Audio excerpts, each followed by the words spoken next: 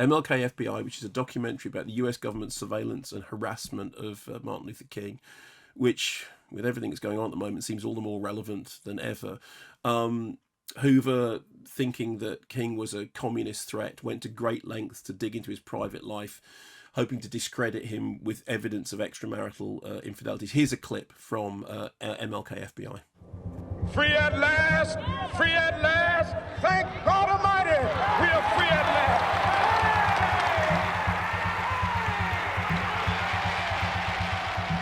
After Dr. King gave his famous March on Washington speech, Wednesday, August 28, 1963, in a memo dated the 30th of August, no later than that, the second person in the FBI, it may have been Sullivan, sends an urgent memo in which he says, after the March on Washington, it's clear that Martin Luther King Jr. is the most dangerous Negro in America. And we have to use every resource at our disposal to destroy him.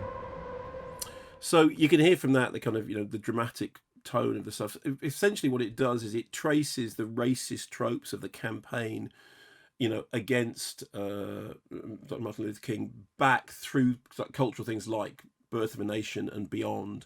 And it explores the idea that the activities that the FBI were engaged in weren't some kind of aberration. That in fact, what they were was just a natural part of an ongoing corrupt establishment. Along the way, we hear from James Comey saying that the records of the Bureau's action made him feel physically ill. We learn of the huge cache of surveillance tapes. There's discussion about what should be the fate of those. And I mean, it is a compelling story, not least, as I said, because the argument that the doc makes is that these things that you're learning about, they're not aberrational. What they are is they are part of an entrenched establishment that is hanging on to a system of power that it will just basically do anything to knock down any perceived threat.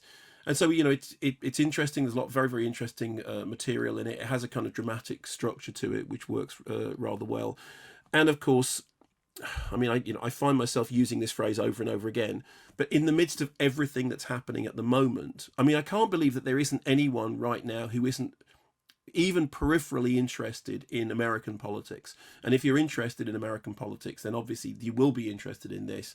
And I think right now, with everything that's going on, wherever you stand on it, this seems like a relevant subject to be discussing. And I think the documentary does that well. Where can I see this? You can see that again. It's a range of downloadable platforms.